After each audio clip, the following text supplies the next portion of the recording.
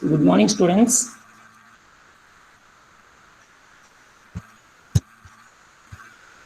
So, before going to next topic in our syllabus, we'll just have a small recap of what the things we saw last week. So, can anyone just summarize the topics that we discussed last class?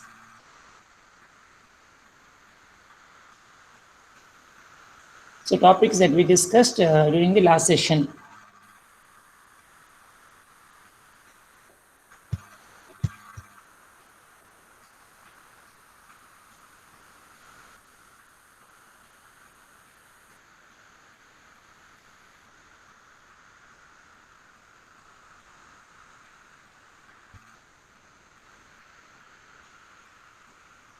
Stack, okay. I think there is a delay in transmission, it's taking time. Modules,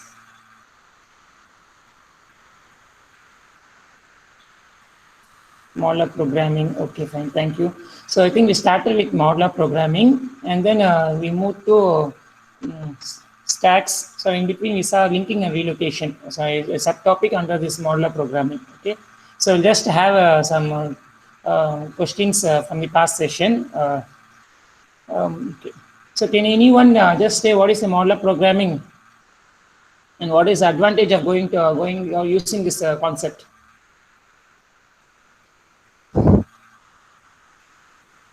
What is modular programming and advantages of using this modular programming in real time?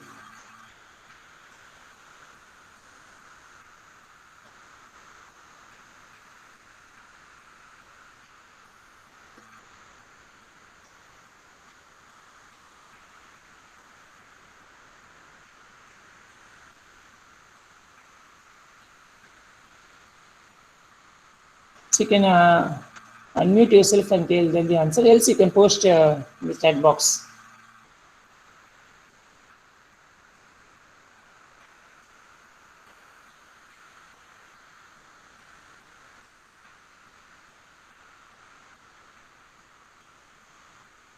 What is under modular programming and what are the uses of it? You can say any two uses, not necessarily you should mention all the whatever I have listed.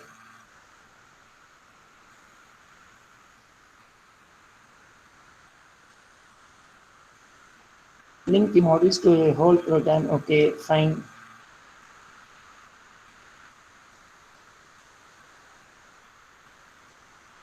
So Vignesh has mentioned something, link the modules to make the whole lot program easier. Debug and testing. So debug and testing of your models becomes easier. So we prefer modular programming, okay.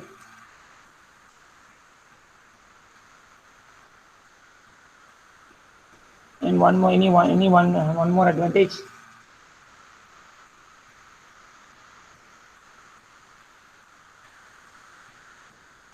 Independent as they work parallelly. Okay, very good. So you can employ what n number of people, and then we can reduce the overall program development time. Okay, so that is called independently as they work parallelly. Okay, fine. And reusability. We can also develop standard models that can be used as libraries. Okay, so fine. We are very good. Thank you.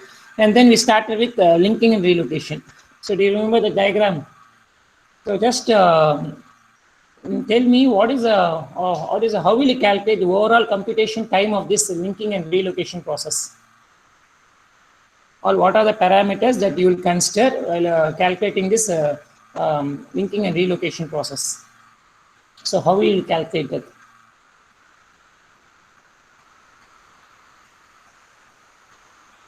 So to know that, you should know what is the procedure first. So how a procedure takes place, how will you convert assembly language programming into machine language, and what is the process involved in it?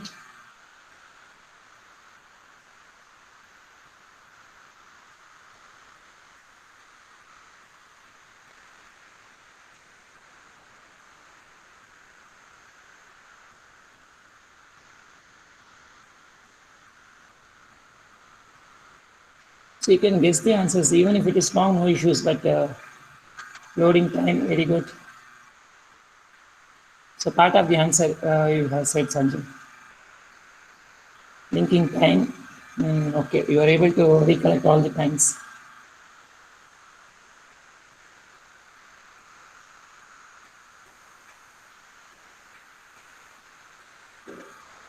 What is the first process that you'll do before linking? So linking means you should have all the models ready, correct? So all the models should be in object model format, .obj file. So when all the models are ready, you can link. So before that, from where you will get these object models. Very good. Assembler time.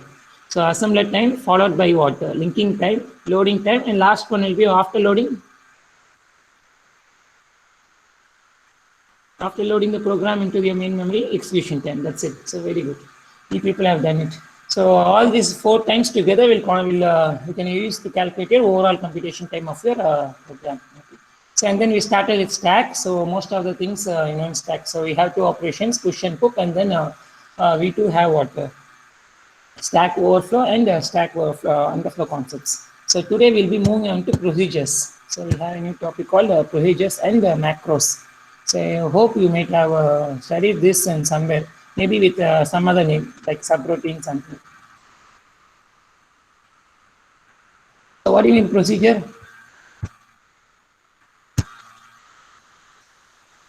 So other name for procedure is subroutine. We can also call it as subroutine. I think now you can able to answer. So what is mean subroutine?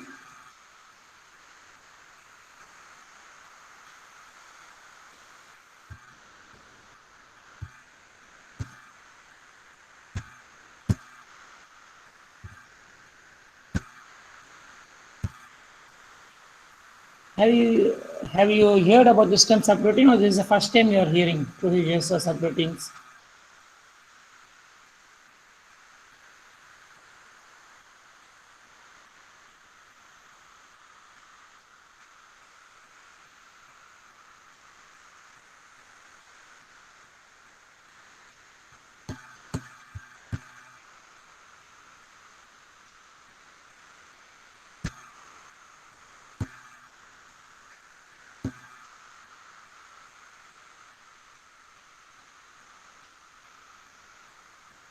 It's okay. So as I said previously, what usually perform one task. Okay, very good, Gurnesh. A group of instructions that usually performs one task. Excellent. So similar is the case. So when you are going to write very lengthy programs, as I said in the first, when you're going to use or modular programming concept where the programs will be very, very vast. So that is the case. There may be certain group of instructions which will be used several times, which again it performs the same function in the program. So when that is the case, what we can do is we can write a separate subprogram. We can write a separate subprogram. That subprograms only usually called as what? Procedures or subroutines. You got my point? So I repeat. So whenever there is a group of instructions which are used several times to perform the same function in a given program, or in your main program, then you can write those set of instructions as a separate subprogram, and call it this subprogram as nothing but procedure or subroutine. Okay. So whenever you need to call that program, so what you can do is procedures can be called, subroutines can be called in the program using the call instructions. So this is what, and remember that one thing is your procedures may not be small. It can be of any size. The number of instructions in procedure in a subroutine or procedure can be of any number of lines. Not necessarily it should be a very small number of lines. So what happens when subroutine is called? Next question. Or a procedure is called. So you are executing the main program one by line, and at one point of time you come across this subroutine. So what happens at that point?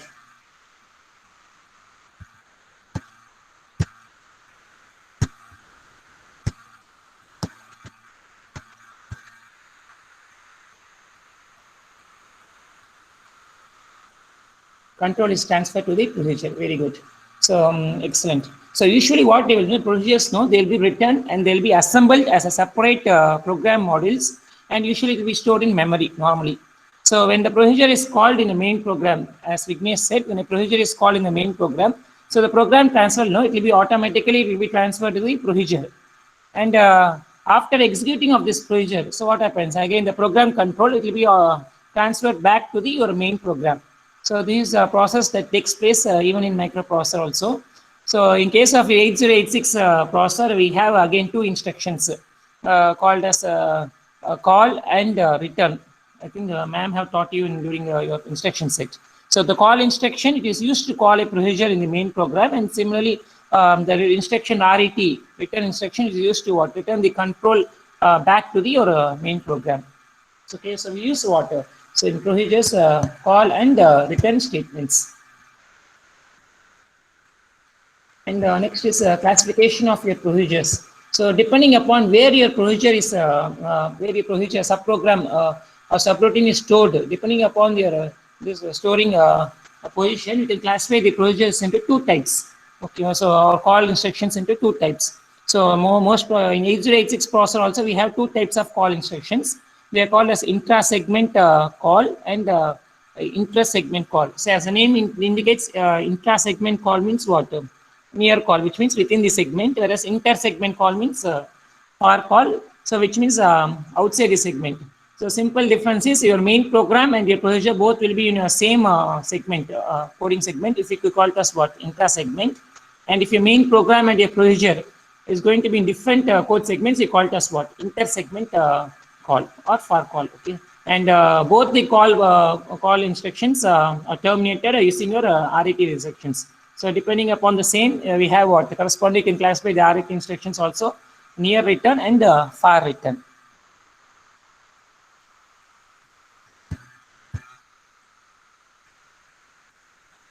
I think you can just note this here as a hint. Even the slides have been shared in your group, Google Class group. So you can also download and you can just go through it. For time being, you can just listen. So far procedure. So my next question is, see, what happens when you come across a far instruction, or what does a microprocessor 8086 does when it comes across a far instruction? So 8086 executing instruction line by line. Say at one point of time, you're getting some far call. So at that time, what your 8086 does normally? As Vignesh said, the control will be transferred to procedure. That's correct. But what are the formalities or precautions that 8086 will take? Suppose assume that you are at home and you are idle. So someone rings the bell. So what will happen, or knocks the door? So you'll very good. Sanjay has said the correct answer. So someone is knocking your door or just ringing your bell. So what you will do? You'll go because you're idle, so no issues. But if you are in some work, so what you will do generally? So you are writing something or doing or documenting something. In that case, what you will do?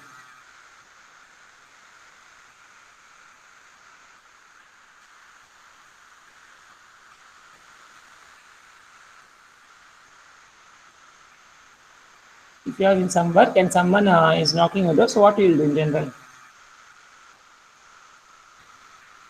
Stop it for a while, and we also keep a reminders of how much person we have completed that particular work, and then we will respond to the person. Same is here also.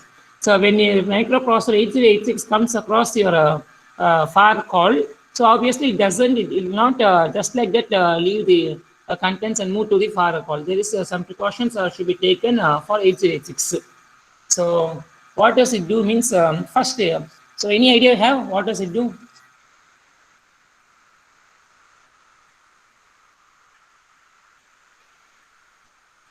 Backup is correct. So and backup, what was Sanjay said is correct, backup. So where it will store the backup? So which memory, which register is used to which helps to store this backup data? You can recollect, because ma'am have said you this point while teaching your previous sessions. Stack, very good. So obviously the stack we will use, the 8086 will use a stack for storing this temporary data. Okay. So what are the data that should be stored on? I'll let you know what are the data that should be stored on the stack before moving to the procedure. So first case, what does your 8086 will do means it will push the contents of your IP instruction pointer on your stack. First purpose is that, okay. So as I said, what does the content in IP will be there?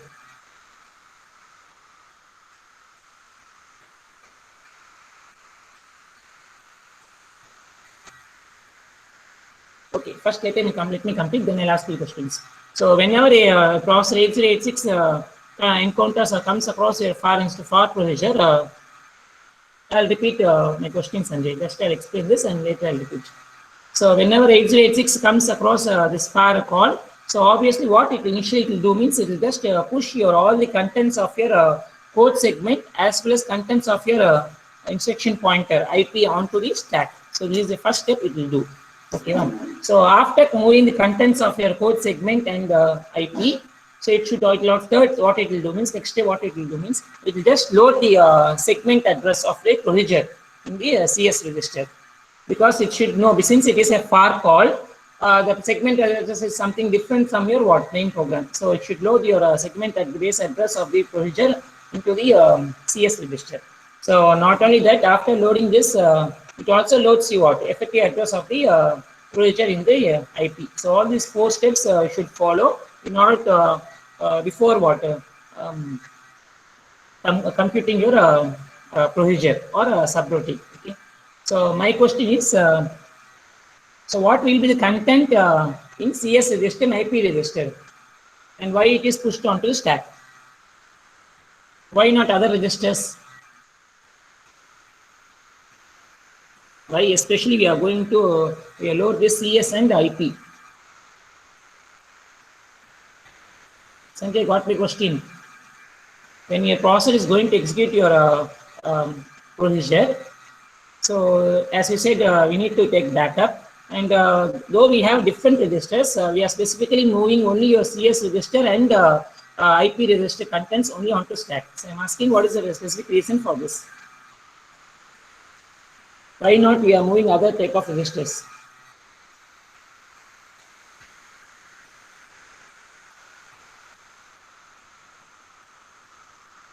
Faster retrieval, is that correct? So actually a program will be stored in which segment normally? We all used to store the programs in because IP points instruction and CS contains the code segment. Excellent. So this is the correct answer that we have given. So since your instructions code segment contains your program, and your IP will point you at the instruction of the next address, okay, to be loaded. So offset value always. So these both should be loaded into your stack. So sometimes even a flag PSW or a program status or a flag register contents also will be temporarily loaded into stack also. Okay, so all this process should takes place immediately after it comes across your far call instruction. Okay, so after executing this, so once all this is done, what happens? So now the program control is transferred to your procedure that is stored in another segment, and the processor also will start executing the instruction of the procedures. So at the end of the procedure, what will happen again? So the RAT instruction will be encountered. So once it comes across the RAT instruction on executing the RAT instruction, so what happens? The top of the stack, which is nothing but your whatever values that you have stored previously, so all will be popped into corresponding it will be popped into CS register and as well as IP register. So that your program control is returned to your main program. So this is a process that takes place when you come across your far call instruction. Now, can you guess what will be the procedure for your near call instruction? So with this, I can also refer this slide. Just with referring this slide, you can just compare what will be the precautions that should be taken when you come across near call instruction. So if you see the answer, that will be the next slide.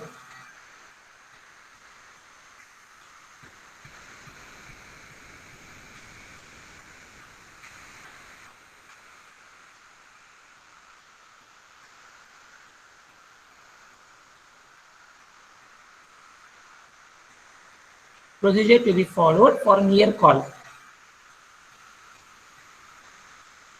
Will it be the same as your far call? or you be anything something difference ஏதாச்சும் இருக்குமா, extra ஏதாச்சும் இருக்குமா, இல்லை கம்மியா இருக்குமா?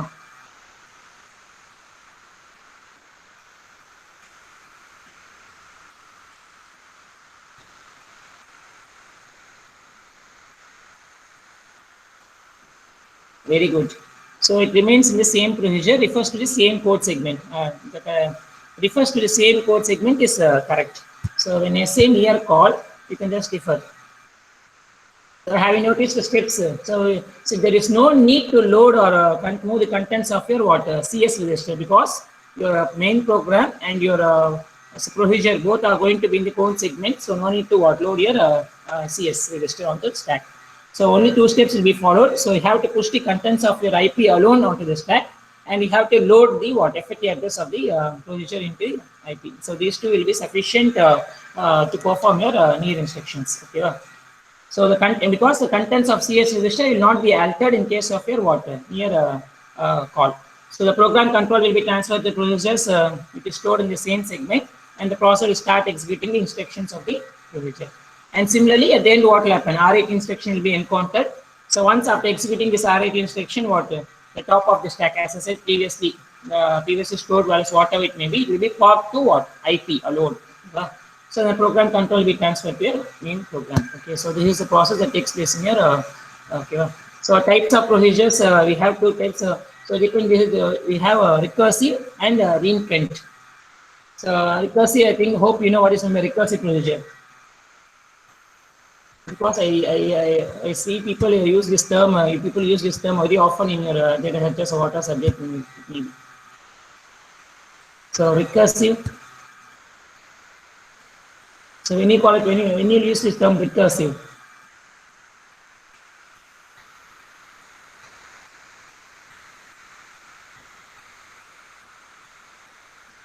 so even from the diagram, you can able to guess. A procedure which calls itself. Okay, so you have executing a main program. So if I main program, you will call a procedure which is will be inside that same procedure itself. Okay, so procedure which call itself only called as recursive procedures. And mostly this type of recursive procedure concepts, it will be used in your complex data centers like trees and all. Okay. So next we'll move another second type of is reintent. So you also have reintent procedures. So what do you mean by reintent procedure? Just refer the diagram, you can able to understand on your own. So you'll be having main program. From main program, you'll call procedure 1. Okay. And from procedure 1, you'll call another procedure called another procedure or subroutine called procedure 2. So from a procedure 2, you'll call procedure 1. So when it will be like something loop like structure. One procedure call another from another procedure. So that's correct answer. So that really called as reintent procedures. Okay. So these two types of procedures we have. So what are the advantages and pros and cons of procedure?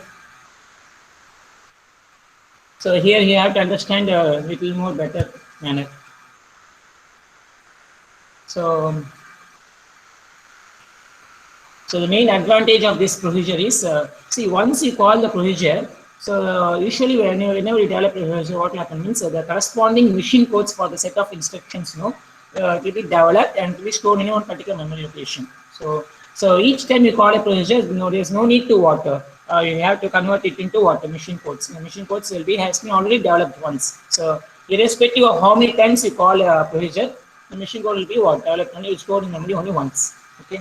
And the drawbacks, so you need a stack. So because whenever you're going to perform procedure, automatically the data should be stored, temporarily be stored in stack. So you need a stack. And the overhead time. So what do you mean by overhead time? The time required to call the procedure and return to the calling program. So this only called as overhead time. So usually the time required will be because in case of a far call, it may require more amount of time. So that was drawbacks of your procedures. So next we'll move on to another topic called macros. I'll just straight away put the definitions. So I think you would have gone through the definition. So almost similar to your procedure. So what is the difference between macro and the procedure then? From the definition.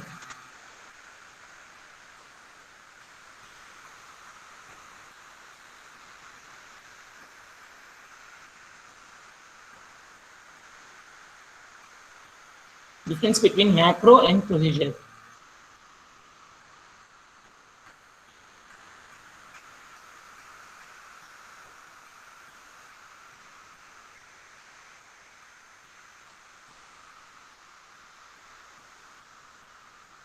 So what is written here actually? So same in a group of instructions are to be used several times in a to perform the same function in program. So they can be defined as what macro, but what is the difference between procedure? So which means what? Usually macros are very small when compared to what procedures. Procedure, as I said, you can have any number of lines. Even you can have some 30 to 50 lines or something like that. The same set of instructions repeated. But macro, so something smaller in size. So usually we use not only this is one of the difference, and we'll see what are the major differences between your macro and procedures. And if you have noticed, this means usually you'll call the macros with the help of directories, macro and similar to procedure. Okay, so in case of procedure, we call what? Procedure using call and return instructions. Here we use what? Macro and endgame. Okay, so and as I said, macros are usually identified by their names.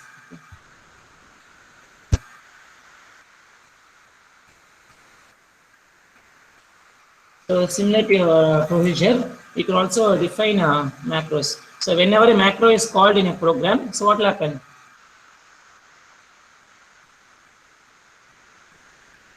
So what happens whenever a procedure is called in a program?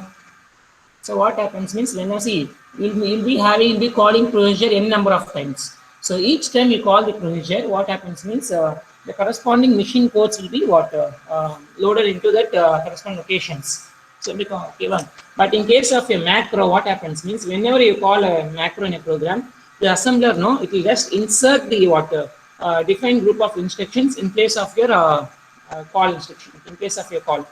So what I want to say, every time you use a macro name in the program, so it will be replaced with a group of instructions that are defined as what? Macro. Okay, well. So you have to use only the macro name, and each time you use the macro name, so what happens? It will be replaced by your group of instructions that are defined in the macro. Okay, well. So the assembler, apart from this, the assembler also generates your machine codes for the group of instructions under the macro. So whenever it is called, okay, well. So this process only you call it as what expanding the macro. So the process of replacing the macro with the instructions it represents is called usually called as what expanding the macro. So hope you got what you and then expanding the macro. So whenever you use a macro in the program, usually you'll represent the help of name. Okay, well. So on the name macro name வரும்போது என்ன ஆகும்னா it will be replaced by what set of a group of instructions.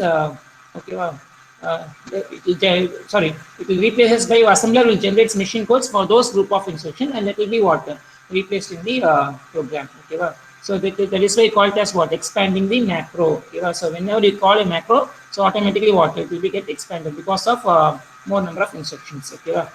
So macros, other name for macros are also called as open subroutines. Okay, well. So why call it as open subroutines? Reason. So each time you invite a macro, obviously what they get expanded. So that is a reason why you call it as what open subroutines. Okay. So just remember these terms: expanding the macro and open subroutines. And the advantages of using and advantages and disadvantages of using macros. So number one is overhead time is reduced. The reason is very simple, because so whenever macros are used, so machine codes they will be in they'll be what aligned with the rest of the program. So the process does not need to go for a call and return. And the mere statements induced for traveler. So which will obviously result in what avoiding the overhead time which is involved in calling and returning a procedure. So that is one major advantage of using a macro. And what about your disadvantage? So obviously what program will take up more memory. The reason is very simple. So each time you call a macro, what will happen? It will insert all the machine codes in the program in place of macro. So program or memory will get increased. Okay, wow. So normally, so there should be trade-off. So you should use macros only when your when its body has what few program statements. And the you should go for macros, not to what reduce your memory. Okay. So now you see now you can just compare what is a macro and procedure. So if I ask you to tell what is the difference between macro and procedure, solving difference between macro and procedures.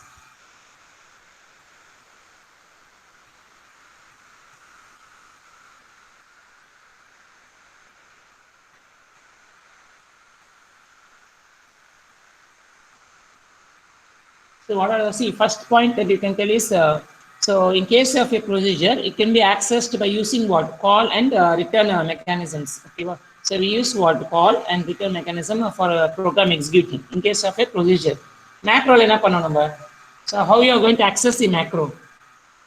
Procedure will call the instructions and macros will insert the instructions. Very good, Vignesh. It's a valid, it's a correct point. So first point, so call and return for procedure, whereas macro call and return is not required. Instead, we use the name. So it can be accessed during assembly with the name given to the macro. Okay, wow. So second case, is one of first difference.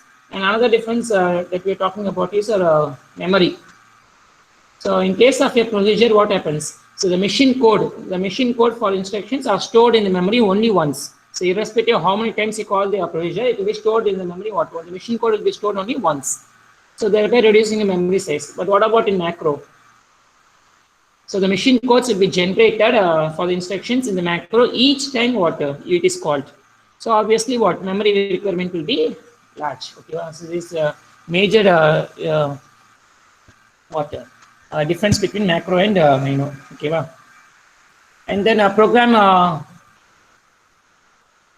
So third is requirement of your procedure requires what requirement of your stack, whereas macro doesn't require any stack or movement of your the content of your IP onto stack. Correct? And in case of a procedure, what overhead time or what overhead time of using stack water takes place, whereas in case of your macro and the there is no overhead time at all. Okay. Execution, obviously they execute which one executes fast and which one executes slow. So procedures will execute what comparatively slowly because it has to be moved to another location, then you have to proceed. Since your macros are very small as well as it means in same code segment, execution will be what fast. So other advantages you can just go through it, not much. So you should please understand the difference between your macros and procedures, so it will be easy for you study. Okay. And then we move on to a small concept called logical address and physical address. Okay, well, I'll complete it within 10 minutes. So what is maybe logical address and what is maybe physical address? So before this, I just want to ask you a basic question. So what how many number of address bits do we have in 8086 number of address bits?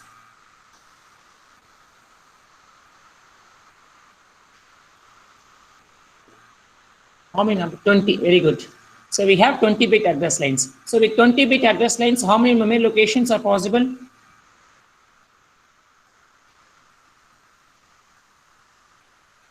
With 20-bit address lines, how many memory locations are possible?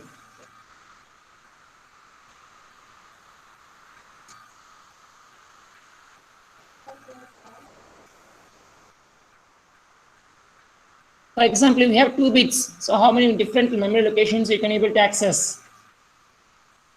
If we have 2 bits, 0 and 1, how many different type of memory locations is possible? Or what are different combinations that we get with 2 bits? So obviously what 0, 0 will be one combination, 0, 1, 1, 0, 1, 1. So which means we get what 4 different combinations. So similarly with 20 different, so 20-bit address lines, okay, how many different combinations? 2 per 20. Okay, fine. So which means approximately that's what we are talking at 1 MB. Right? So which means whenever you want to access any memory location, okay, I repeat, whenever you want to access any memory location in 8086, we need what 20-bit address. Okay, we need what 20-bit address lines. Okay, fine. So what is the size? That keep it in mind. We need 20-bit address lines to what to access any data from any memory location. Okay, so this is one part. And now I'll move on to next question. So listen, how many segments are there in 8086? How many segments are there in 8086?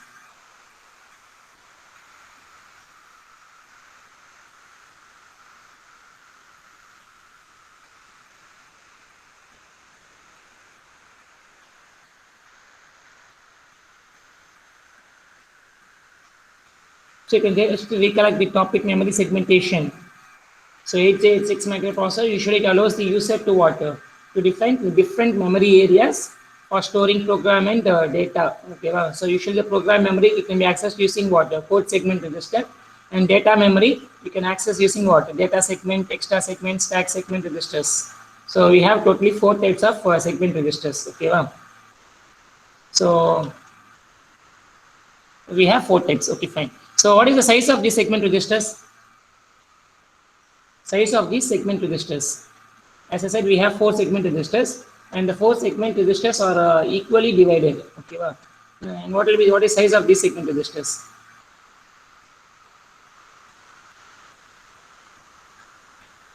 Okay, 16 now.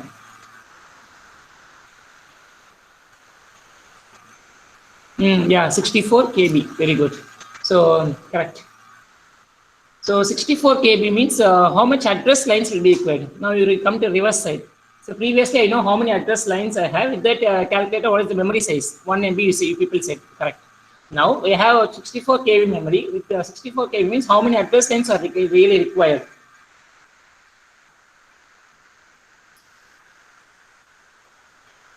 Whether you need 12-bit address lines or 16-bit address lines or 20-bit address lines or 8-bit address lines, I'm asking in that way. So if you want to access a 64 KB of memory, so how much address lines will be needed?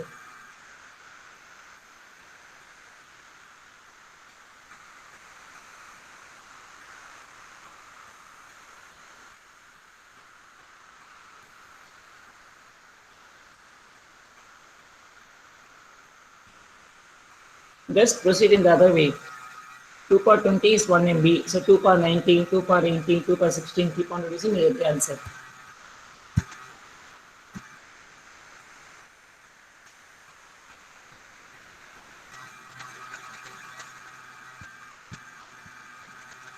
As Vignesh said, what we need water 16-bit address lines to access water because 2 power 16 is water around 65,000 some 356 something will be. So approximately that only are approximating it as water 64 KB.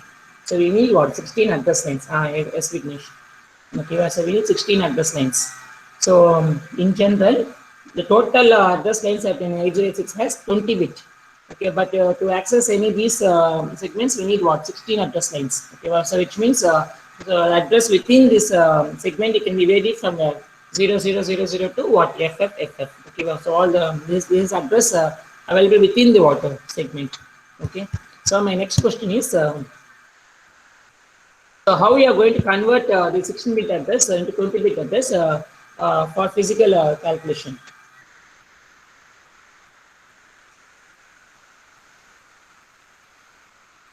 So I'm asking, you are using 60-bit address lines to access the segments, whether it may be code segment or data segment or whatever it may be. But actually your 8086 is a 20-bit address lines. It will be having 1 M memory locations. So how we are going to convert this internally? Very good. Shift the bits. Okay, fine. So actually, how the procedure is like this. So first, we'll be having the lower 16 bits. Okay, the lower 16 bits of a 20-bit address. Okay, well, usually it is stored in any pointer or index registers or in base registers like BX, BP, and all. Okay, so the lower 20 bits, 16-bit address of a 20-bit address, it is usually stored in any of your water base registers or pointer registers or index registers. Okay, and the higher 16 bits of your 20-bit memory address, it is usually stored in your water segment register. Okay, so there is a procedure, and then what you have to do is you have to shift the contents of the segment register water by 4 bits. So shift. Okay, we'll see next. Whenever I teach problems, it will be easy for you to understand in a very simple manner. So after shifting this, just add sum the contents of your what segment register and content register. So we'll get what 20-bit physical address. Okay, so and theoretically it may feel difficult. Okay, so you can just see this diagram for your easy understanding. So these diagrams will make you to understand in a very easy manner. Okay, now, so that 16-bit address, lower order 16-bit address, which is contained in your what segment registers or index register, whatever you call it, usually called as what logical address, and the address and the higher order 16-bit address is usually contained in what segment registers. It has been shifted by 4 bits. Okay, and then what you have to add some both the address to get what a 20-bit physical address. So this process usually takes place in calculating your physical address. Okay. So now we'll see with simple examples you can able to understand it much more easier rather than and before that you should remember this slide. Okay, so these are different types of operations that usually takes place, and the default segments and the alternate segments that is used that are used by the microprocessor. Okay, so if it is an instruction fetch, obviously what the data will be stored in a code segment. If it is stack operation, SS, it is a general data transfer is going to be what DS. Okay, so just remember this. Don't worry, I'll share this slide for you so that you can refer. So these are the general locations where your processor will use as default segment. So with this, we can able to solve problems or calculate your effective physical address for any instructions. So just for practice, I will just solve for the one because we have only 4 minutes left. I'll just complete with this. So calculate the effective address and physical address for the following instructions. So move AL, BP. So other instructions follows. And here below they have given the content of all the registers have been given. Okay, so first I'll solve only for what move AL, BP, first instruction. Rest you can just practice. So move AL, BP. So actually what operation this instruction does? Move AL, BP.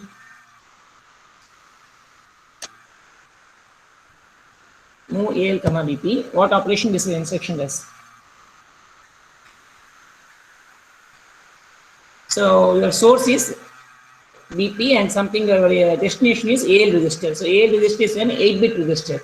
So obviously what does the instruction do? It copies the byte. So it copies a byte from the memory location to your AL register. Okay. So obviously the effective address will be stored in your location in BP register. Since the content in BP register is 0010, so that will be your effective address. Okay. And I can just refer to this slide. So here now I am using water. Here your BP register is BP. Here your BP register is used as a pointer register, which means the default segment will be what? Your SS, your stack segment. So okay.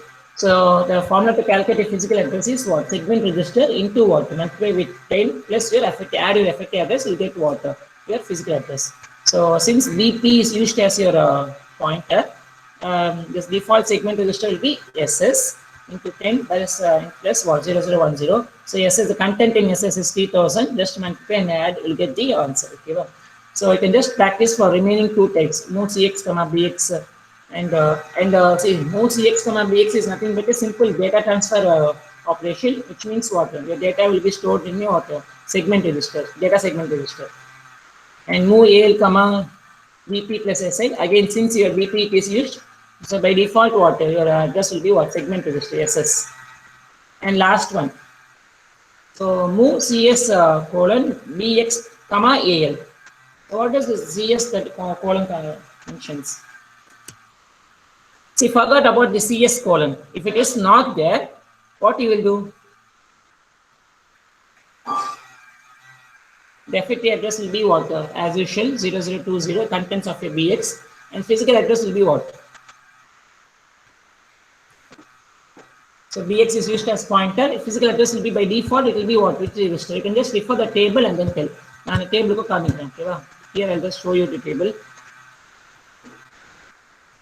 Okay. So now you can just answer.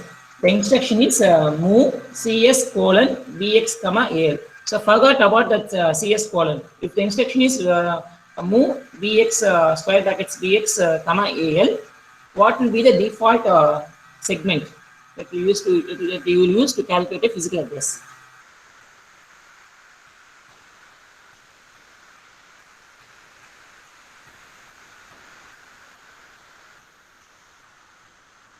I think the default address, if BX is used as a pointer, the default address will be what? Your DS register, okay, well, your data segment register. But here, if you have noticed, now notice means actually, I have not used DS, rather I have used what? CS. Rather, I have used what? CS.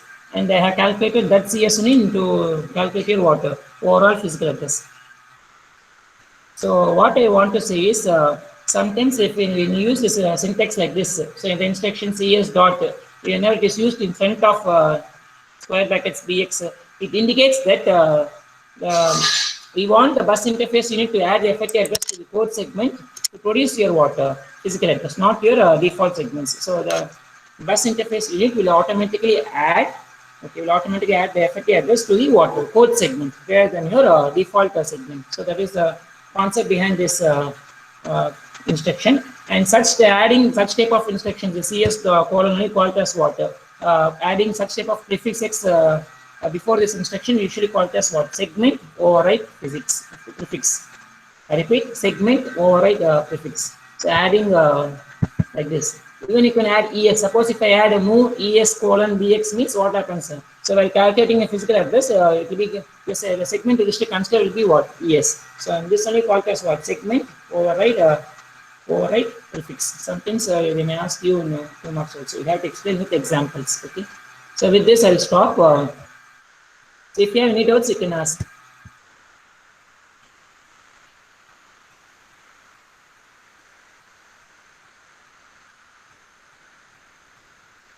Any doubts you have, you can just post your questions.